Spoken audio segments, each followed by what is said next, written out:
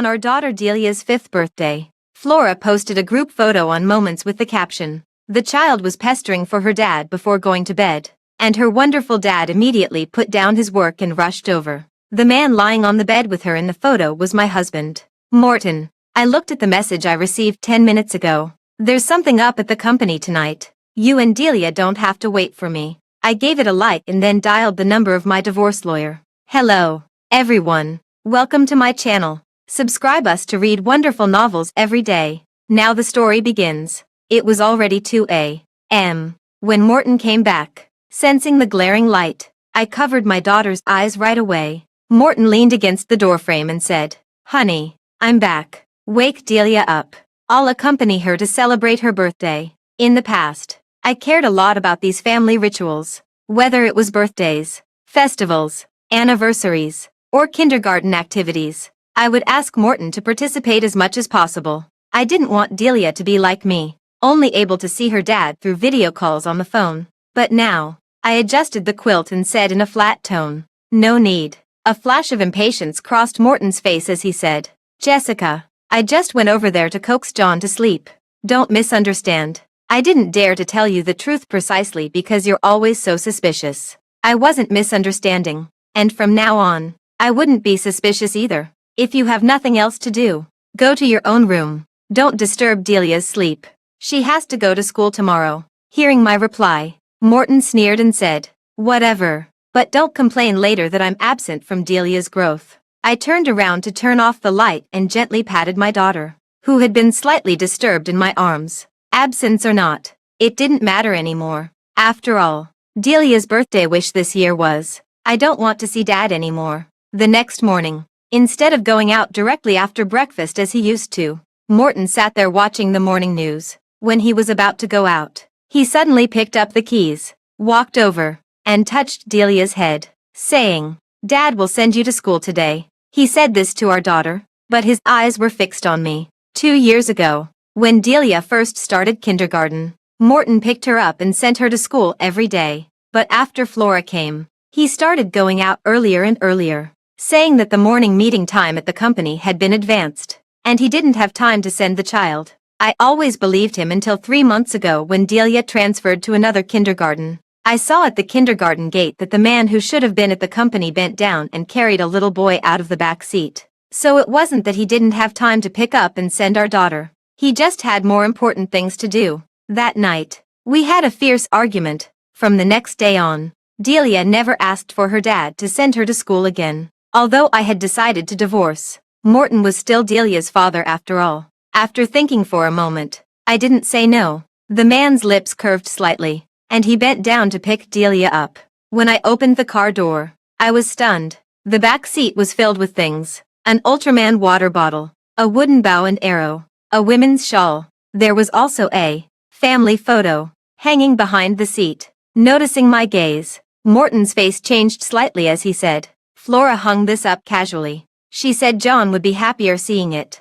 Don't lose your temper over such a trivial matter again. If it were in the past, I would definitely smash the family photo and then cry and question Morton about what Delia and I meant to him. But now, I nodded and said, "The photo is taken well." Morton looked at me with a strange expression and asked, "Aren't you angry?" Angry. Maybe I should be angry. But somehow, I felt nothing. I even felt like laughing. Could Morton, who was always known for his shrewdness, not see such clumsy tricks? He just didn't care. "Get in the car quickly. Delia will be late." Hearing my urging, Morton pursed his thin lips and opened the driver's door. Just as I was about to pick up Delia and get in the car, Morton's phone rang. I have a good dad. A good dad. On the other end of the phone, the little boy was crying heart-rendingly. "Dad, Dad, where have you gone? Don't you want John and Mom anymore?" After hanging up the phone, Morton didn't even look at us. He quickly got into the car and said, "John is crying and looking for me. The driver will send you two today." The black Maybach drove away in a cloud of dust. Worried about Delia, I squatted down to comfort her. "Dad has something to do today. Next time, when he's free, we'll send you to school together, okay?" A maturity beyond her age appeared on Delia's face as she said, "Dad won't be free. He gives all his time to John and his mom." In the evening, Morton called and said, "Jessica, I'll be back late today. John is ill. Okay. I agreed so quickly that Morton's explanation got stuck in his throat. Thinking I was in a bad mood, there was dissatisfaction in his tone as he said, "Jessica, don't be in a temper." Then he hung up the phone. 10 minutes later, several text messages came in. "I'm really sorry, Jessica. John has been very clingy to his dad recently, but he really shouldn't have left you and Delia as soon as he received my call. I'll scold him. Don't be angry." There was also an emoji of covering the mouth and smiling at the end. It was Flora. These text messages were more like a declaration of war than an apology. I didn't have the energy to fight with her over a man, so I directly deleted and blocked her. Not long after, Morton called again. "Jessica, what on earth are you doing? Flora apologized to you, and this is your attitude." I could faintly hear the sobbing of a woman and a child on the other end of the phone. I didn't say anything. After a long time, the man's deep voice sounded. "Jessica, how could you become like this? I'm so disappointed in you." It was Flora who provoked me first, but as soon as she cried, Morton would put all the blame on me, as if I were some kind of evil villain. When I got home, I started packing my luggage. When Morton called, I was consulting a lawyer. I learned that after the divorce, I could get at least 30% of the shares of company, and when the custody conditions of both parties are similar, the daughter will be given priority to the mother. The last bit of worry was gone. Clothes, bags, jewelry, and toys that Delia liked. These were all to be taken away. When I received the last box, I was in a trance for a moment. My hands trembled slightly as I opened the wax-sealed box covered with dust. It was a box full of love letters. From Morton, aged 17 to 22. I opened the top one. It started with, "Hello, 27-year-old Jessica. I'm 17-year-old Morton. This is the first love letter I've written to you. According to our agreement, we'll open this letter together 10 years later. Surely we'll be married by then, and maybe we'll even have a lovely child." My phone rang. On the other end of the phone was the 27-year-old Morton, saying, "Jessica, do you know that Flora has run away from home with the child? If anything happens to them, I won't let you go." I happened to see the end of the letter at this time. Signature, Morton, who will always love Jessica. My heart ached as if something had gently broken. I hung up the phone and threw the box into the fireplace. That night, Morton didn't come back. I didn't desperately call him as I used to, crying and swearing that I wouldn't make things difficult for Flora anymore. My daughter didn't ask about her dad either. She just quietly took the photo of her and Morton when I was packing. Morton and I thus fell into a cold war until a week later, when Delia's kindergarten needed a parental consent form to be signed, which required face recognition. I called Morton but found that I had been blocked. Helpless, I had to take the consent form to his company to find him. I hadn't waited long when I saw a familiar figure enter Morton's office. The assistant pouring water beside me looked a bit guilty and said, "Sister-in-law, President Morton has given instructions that Sister Flora can enter and leave his office at will." This privilege of Flora, come to think of it, was actually caused by me. At that time, I would always bring meals to Morton. The two of us would chat while eating, and the chat would last for an hour. Once, Flora happened to come to see him but was stopped by the assistant. When Morton sent me out after the meal, Flora and John were already shivering with cold, their lips turning white. That was the first time Morton showed me a cold face. He got very angry, saying that my bringing meals to him every day was a waste of his time. The assistant who stopped Flora was also fired. Since then, everyone knew that Flora was the apple of Morton's eye. I never came to the company again. I smiled and nodded at the assistant, then got up and walked straight towards the office. Morton was indeed having a meeting. He was a bit surprised to see me and asked, "Why are you here?" Flora was sitting on the armrest of his chair, and the two of them were so close that they were almost touching. Noticing my gaze, he seemed hesitant to speak and said, "Jessica, don't misunderstand. Flora happens to know a bit about this project." So, I nodded and handed him the tablet, saying, "Delia is going on a research and study activity and needs a parent's signature. You came just for this. What else?" The man's aura turned cold, although I didn't know why. Based on my understanding of Morton, he was in a very bad mood now. Flora sneered and said, "What's so difficult about a signature? Morton, Miss Jessica just wants to make up with you. You've been staying at my place these days.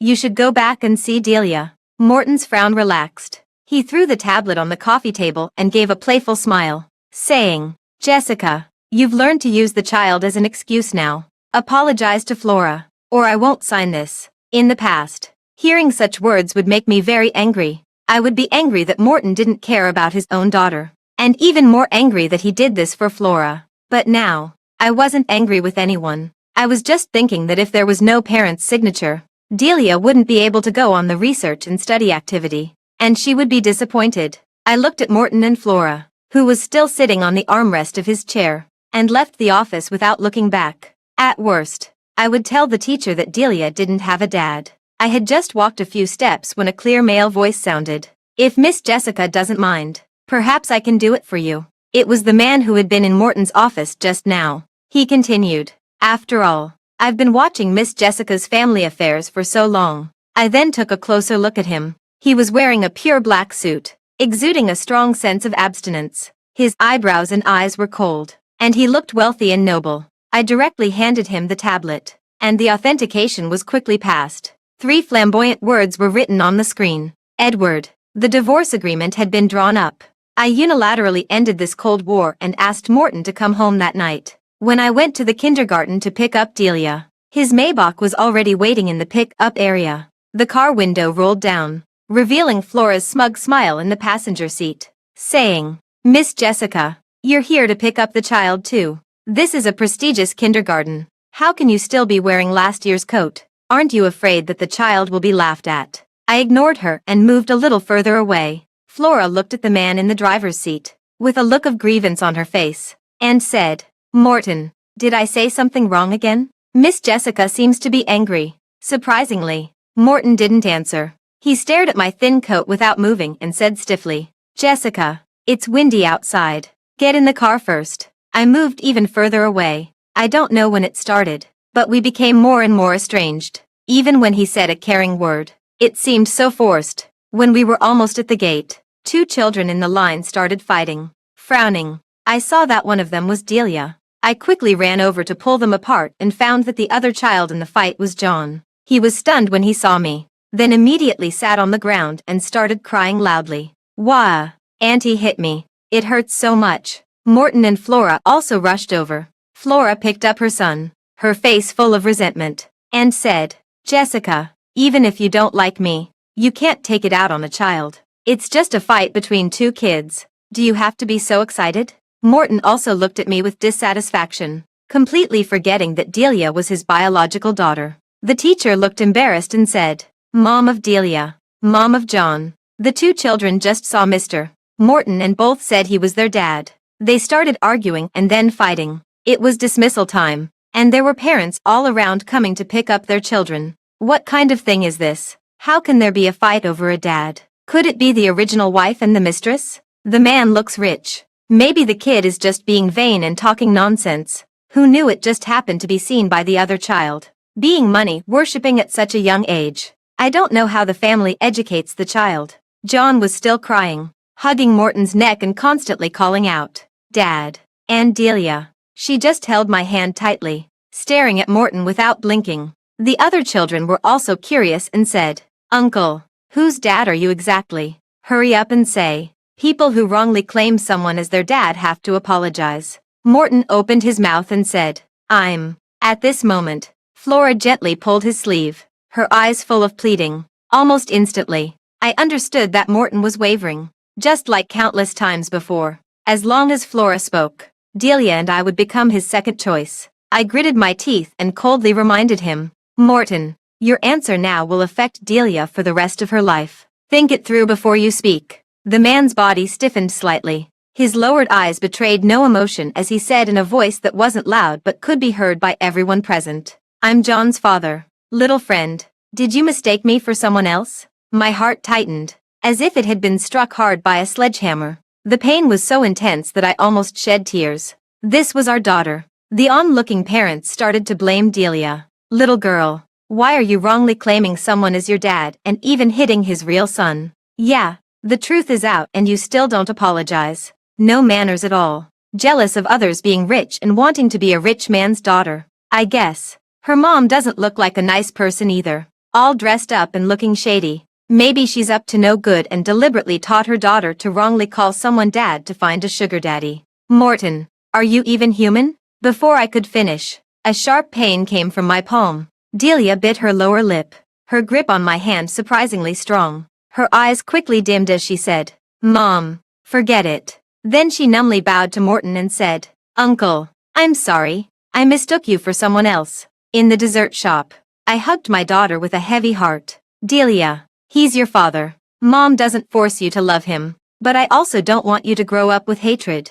A calm childish voice replied to me, "Mom, I don't have a dad." He admitted it himself. He's John's dad. I touched the divorce agreement in my bag and booked a flight to Hong Kong City for tonight. On my phone was an apology message from Morton sent 10 minutes ago. "Jessica, I'm sorry, but John comes from a single-parent family. In that situation just now, I could only lie. I'll explain it clearly to the teacher tomorrow. I'll never let our daughter be wronged." This was the first time he apologized to me for something related to Flora. But unfortunately, I no longer needed it. And neither did Delia. One last trip back to pick up our documents and change of clothes, and we could bid farewell to this city completely. I thought no one was at home, but to my surprise, there were quite a few people. In the living room, John was holding Delia's favorite toy, sitting on Delia's exclusive small sofa and watching TV. Morton and Flora came out of the kitchen with dishes in their hands. They were both stunned when they saw Delia and me.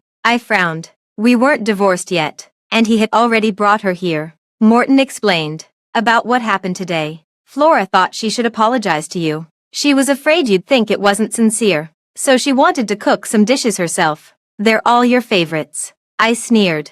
"I don't dare to eat the food you two made." Morton, feeling guilty, rarely got angry. He said to Delia and John, "You two go play in the room for a while. Dad and Mom have something to talk about." As soon as the children entered the room, Flora came forward to apologize. Whether it was intentional or not, she stood in a row with Morton and said, "Miss Jessica, what happened today was all my fault. I blame myself for not correcting John in time. He's always thought Morton was his biological father. If you really mind, I'll take John and leave City S. I'll never come back to bother you and Morton again." As she spoke, she started crying. I looked at the woman in front of me and remembered the first time we met. At that time, her husband had just passed away. She was kneeling in front of us with her child, crying pitifully. Thinking about it now, perhaps Morton had fallen for her from that moment. A woman with raven black hair and red lips, kneeling gracefully in front of him, saying he was her reliance for the rest of her life. Who could resist that? I curled my lips, took out the divorce agreement, and said, "You don't need to leave." "I will. Morton, let's get a divorce. After the divorce, you can be Flora's good husband and John's good father openly." Morton looked at me with a gloomy face, his eyes dark, and said, "Jessica, are you threatening me?" I nodded. "You can think of it that way." The man laughed out of anger and said, "Jessica, do you really think I'm afraid? I've told you so many times. Brother Juan is my childhood friend. When we were young, we swore that if one of us passed away, the other would take care of the family. Why are you so narrow-minded?" I still said indifferently, "Yes, I'm narrow-minded." "Mr. Morton, you're so magnanimous. Don't haggle with me. Sign the agreement quickly." Enraged by my indifferent attitude, Morton snatched the agreement, didn't even look at it, picked up a pen and signed his name, then threw the papers at my feet and said, "Jessica, I signed it. What about you? Do you dare to divorce?" I picked up the agreement. Just as I was about to speak, John came running out of the room crying, "Wah, Dad, Delia hit me." The bloodstain on his face was extremely shocking. Morton glared at me, his eyes as if he wanted to devour me, and said, "Jessica, look at the good daughter you've raised." Delia also came out of the room and said, "Mom, I didn't hit him. He fell down by himself." Morton roared, "Delia, you've learned to lie. Apologize to John right now. Do you hear me?" Delia glanced at him but didn't answer. Seeing this, John cried even louder, "Wah, Dad, it hurts so much." Morton looked at Delia coldly and said, "Delia, Dad doesn't like children who lie. You're really disappointing me." Delia was about to say something, but I stopped her and said, "Morton, there are surveillance cameras in our house. To find out who's lying, we just need to check the surveillance." Hearing this, Flora's eyes flickered with panic. Unusually, she tried to smooth things over and said, "Forget it. Kids fighting is normal. There's no need to check the surveillance." Our John is the older brother. It's okay to be hit by his sister a few times. What do you mean forget it? My daughter, Jessica's daughter, won't be wronged for no reason. You have to check the surveillance today. Seeing my insistence, Morton opened the door to the surveillance room. On the surveillance, it clearly showed that John had fallen down by himself. Flora kept trying to make excuses. Morton, John is just a child. He was so scared that he had to lie. Maybe Delia has bullied him before. Otherwise, he wouldn't act like this. But Morton ignored her and stared fixedly at the upper left corner of the surveillance screen. In the video, I threw a box into the fireplace. My movements crisp and without the slightest hesitation. Morton rushed over and grabbed my wrist, his eyes red-rimmed, and said, "Jessica, you burned it. How could you burn it?" I looked into Morton's eyes and said calmly, "It was crawled over by bugs. It was dirty, so I didn't want it and burned it. I'll take Delia back to Hong Kong City. I'll send you the agreement later." Seeing my expressionless face, Morton visibly panicked. He finally realized that I really wanted to divorce him. "Jessica, I didn't really want to divorce. I thought you were just threatening me." Flora was equally flustered. The fake smile on her face could barely hold up.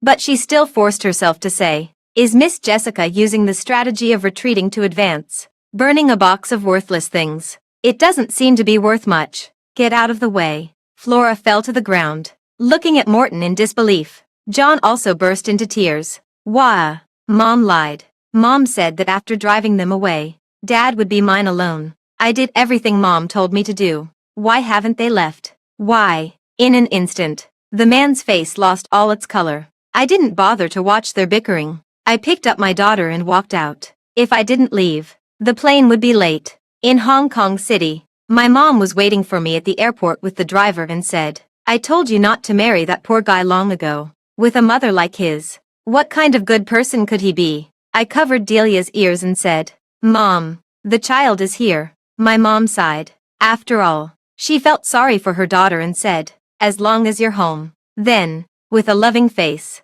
she started to amuse her granddaughter. After resting for a few days, I took Delia to look for a new kindergarten. Finally, we settled on a private school near home. It did a great job of keeping information confidential and held many parent-child activities. When I signed and was about to leave, the kindergarten principal stopped us. "Miss Jessica, the child's father said he's on the way. There's an activity today. You can participate and have a look." "Morton," I frowned. The words of refusal were on the tip of my tongue when a male voice interrupted me. "The activities in this kindergarten are very interesting. Does Delia want to give it a try?" Outside the door was none other than Edward, whom I had met last month. Seeing my stunned expression, Edward waved his hand in front of my eyes. "What? Don't you recognize the child's father?" After some explanation, I found out that Edward's information had been entered during the school roll connection. I felt a bit apologetic, but he waved it off. "It's nothing. Anyway, I'm not busy." I looked at his phone that rang 10 times in 3 minutes and didn't expose him. Today's activity was a parent-child sports meeting. Delia chose the 3-legged race and the relay race to participate in. She was screaming with joy on the playground. Getting rid of the gloom of these past few days, I was cautious. During the break of the activity, I asked my mother to help me check Edward's identity. Who knew that as soon as I sent his name and photo? My mother started laughing. "This is Edward family's kid. He used to snatch your toys when you were little. Have you forgotten?" Suddenly, it dawned on me. I finally knew where the sense of familiarity with Edward came from. I grew up in Hong Kong City. I moved to City S with my parents after graduating from primary school and rarely came back. Thinking carefully, I had seen Edward once at my grandfather's funeral a few years ago. After the activity, I took Delia home. As we were walking, Delia's face suddenly turned gloomy. I followed her gaze. In the sunset, a familiar figure was standing in front of our house. It was Morton. He had chased us to Hong Kong City. It was as if nothing had happened. And he followed Delia and me around. He was everywhere, at the kindergarten, the mall, the dessert shop. Sometimes, he would come up and say a few words. When he saw our impatient expressions, he would retreat back with a desolate look on his face. At night, he would always stand outside the Tang family's villa. When he was sleepy, he would doze off leaning against the door. Until half a month later, Edward came back from a business trip abroad and entered the Tang family's house in front of him. hearing the bodyguard say, "Miss has given instructions that Mr. Hua can enter, but you can't." He finally couldn't help but lose control. With red eyes, he asked me, "Jessica, we were so in love. Have you really forgotten all about it?" I was stunned. The 17-year-old Morton would get up at 5 a.m. to wait for me to go to school and would patiently explain problems to me. The 20-year-old Morton would start his thank you speech on the podium with my name and would bend down to tie my shoelaces on the crowded campus. The 22-year-old Morton would wash my feet every day when I was pregnant, would cry uncontrollably outside the delivery room,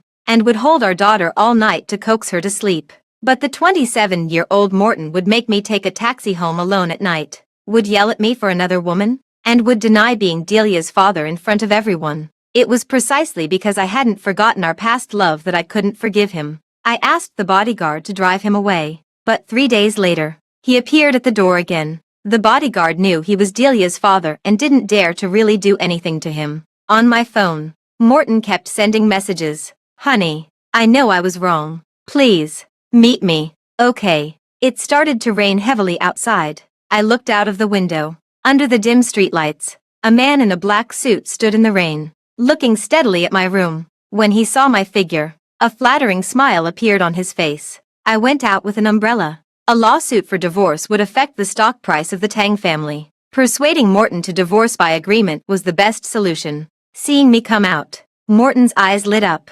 "Honey, you're here. I knew you'd come. I've sent Flora away. No one will bother us anymore." Then, he took out a little rabbit doll from his arms and said, "Delia said she wanted to buy this before. I brought it for her. Can you give it to her for me?" The rain was pouring heavily. The man didn't care about sheltering himself from the rain, but tightly protected the doll in his arms with his coat. Delia did say she wanted this, but it was a year ago. At that time, Morton was busy helping John go through the school enrollment procedures and didn't have time to pay attention to her. I took the doll and threw it directly on the ground. Love that comes too late is cheaper than grass. Morton's face turned pale. He forced a smile that was uglier than a cry and said, "Honey, you're still angry, right? Listen to me. I really have nothing with Flora. She's just being sentimental, so she's been trying to stir up trouble between us." I sneered. If Morton hadn't given her hope, how could she have the confidence to provoke me again and again? She would deliberately call Morton late at night and call him away from home. She would deliberately put photos of her and John in the office, making new employees who didn't know any better think she was the wife of Morton. She would deliberately stick a sign saying, "Flora and John's special car," on the car door to show her sovereignty. All of this was obvious to a 5-year-old like Delia. As the person involved, Morton said he didn't know. He just thought Delia and I couldn't leave him, so he didn't care. I was too lazy to listen to his excuses and turned to leave, saying, "Morton, I'm not here to forgive you. I'm here to make things clear. Stay away from Delia and me. I don't want a lawsuit for divorce, but if you insist, I don't mind seeing you in court." Morton's eyes froze, and the joints of his hands gripping the railing turned white as he said, "Honey, I won't give up the custody of Delia. I'll hire the best lawyer." I paused in my steps and turned to look at him, thinking I was wavering. Morton showed an expectant look in his eyes and reached out to hold my hand, saying, "Honey, you don't want to be separated from Delia either, right?" "Morton, you forced me to this." I closed my eyes and took a deep breath, saying, "Morton, you're really just like your mother, willing to do anything." Instantly, the man's face turned deathly pale as he said, "Jessica, how could you? How could you? I wouldn't have come to this if I had any other choice." Morton's mother was his taboo and the main reason my mother didn't approve of our marriage back then. His mother was a hostess. When Morton was born, they didn't even know who his father was. But since she had the child, Morton's mother quit that job and started doing odd jobs with her son. Although they didn't have much money, their days were warm and happy. When Morton was 17, he got a chance to participate in a competition. The registration fee and travel expenses added up to a large sum of money. Morton planned to give it up, but the school principal directly called his home. That night, many people saw Morton's mother enter a red-lit hair salon on the street. When a fat-eared man came out of the store, Morton was about to rush at him with a dagger. I held him back with all my might. The young man knelt on the ground, crying his heart out, just like he was doing at this moment. The man squatted on the ground, holding his face. and sobs came through his fingers, saying, "Jessica, don't treat me like this, please." Morton soon agreed to the divorce and didn't fight for the custody of Delia. I got 80% of the shares of Morton's group. After getting Delia's consent, I changed her surname. Occasionally, some busybodies would tell me news about Flora. Morton gave her a sum of money and asked her to leave City S and go back to her hometown. But she refused. She made several scenes at the company, asking for 20% of the shares of Morton's group with an outrageous demand. Morton finally saw her true colors, called the police, and even took back the money he had given her before. Flora left in disgrace. After enjoying the life of luxury and wealth, she was unwilling to do an ordinary job. She went around to dinner parties to find rich men. In less than half a year, she got sick. As for John, having lost his value of being used, he was directly sent back to his grandmother's home in the countryside. After the divorce, Morton would come to Hong Kong City to visit Delia once a month, hoping to repair their father-daughter relationship. But unfortunately, he always returned disappointed. Delia would ask to go home after being out with him for half a day and never called him dad. I asked her once, and Delia said that every time she wanted to speak, she would think of what happened at the kindergarten that day, and she just couldn't bring herself to call him dad. After Delia graduated from kindergarten, Edward proposed to me, but I didn't agree. Marriage is like a cage. I just stopped being Mrs. Morton, and I don't want to become Mrs. Whore right away. I applied for a 1-year suspension of school for Delia and took her to travel around the world. The snow-capped mountains in Lhasa, the aurora in Iceland, the sunset by the Seine River, listening to the wind, watching the clouds, little by little, healing her wounded heart. I want her to know that the world is so big, and there are so many possibilities in her life. There's no need to dwell on the past. After we came back, I started to take over the Tang family's business. People said that my father was senile and had handed the company to me, a pampered young lady, until I exposed several senior executives who had embezzled money by abusing their power at the shareholders' meeting. On this ground, I removed a group of high-level officials. Then, with my years of experience living in City S, I launched new products and quickly occupied the market. Only then did they realize that I came prepared. In the business world, I would also run into people I knew before. They said that Morton had now completely become a workaholic. Only when my name and Delia's were mentioned would he show some emotional fluctuations. Why bother? Back then, you were a model family that many people in the circle envied. Yet, for someone else's wife and child, you ended up with a broken family. I heard that Delia still refuses to call him dad. I smiled but didn't respond. In my heart, I was thinking, the meeting is postponed, and I can't pick up the child again. My father and mother were traveling abroad, so I had to call Edward and ask him for help. He was quite experienced. After picking up Delia, he came to the company. After dinner, he sent us home on the way. As soon as we got home, Delia ran upstairs. The child was growing up and liked to be alone. In the yard, only Edward and I were left. He was wearing a gray suit today, making him look even more cold and noble. He asked half-jokingly, "Jessica, if I propose now, will you reject me?" I sighed and said, "Edward, I have no plans to get married in the future. I can wait." The man's eyebrows and eyes drooped slightly, and the outline of his side face was hidden in the shadow, making it hard to tell his emotions. "Honey, I'm back. Wake Delia up. I'll accompany her to celebrate her birthday." My mother had also asked me if I really wasn't moved at all. I didn't answer at that time, but at this moment, looking at the man's bitter smile, I blinked and said, "But, since you treated me to dinner, maybe you can have a room of your own in the family." The evening breeze in June in Hong Kong City blew by. Under the moonlight, Edward's dim eyes instantly lit up as he said, "Then, thank you, Ms. Jessica." The end.